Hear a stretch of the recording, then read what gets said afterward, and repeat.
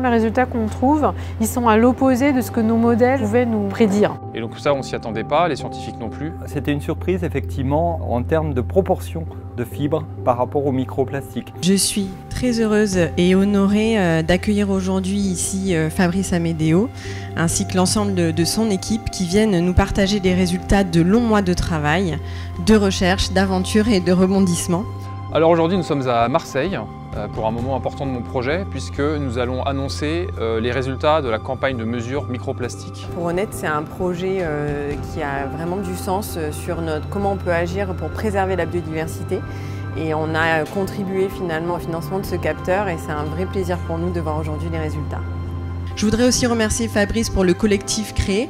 Je crois beaucoup dans la diversité, dans la richesse de la diversité, le partage des compétences et des visions. On va avoir vraiment des échantillons sur à des endroits qu'on n'aurait pas du tout pu explorer par nous-mêmes.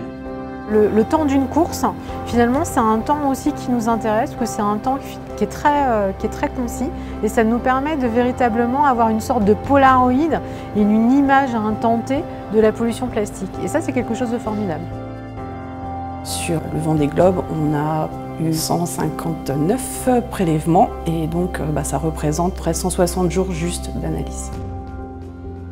On a pu voir qu'il y avait des plastiques dans à peu près 60% des échantillons collectés par Fabrice et dans 90% de ces échantillons on retrouvait des fibres de cellulose. Sachant que ces fibres de cellulose, c'est un polymère naturel qui doit se dégrader. Ce sont des fibres qui contiennent des colorants, des biocides et tout un tas d'autres substances organiques et métalliques qui peuvent modifier à la fois la résistance à la dégradation de ces fibres mais aussi la toxicité de ces fibres.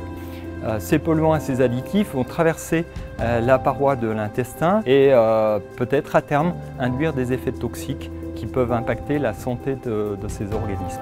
On est des laboratoires de recherche, donc on veut accumuler de la connaissance et essayer de mieux comprendre finalement et de mieux caractériser cette pollution plastique pour essayer aussi, in fine, de mettre en place ou d'aider en fait tous les acteurs de la vie publique à mettre des solutions pour réduire cette pollution qui est complètement ubiquitaire dans tous les compartiments de l'écosystème.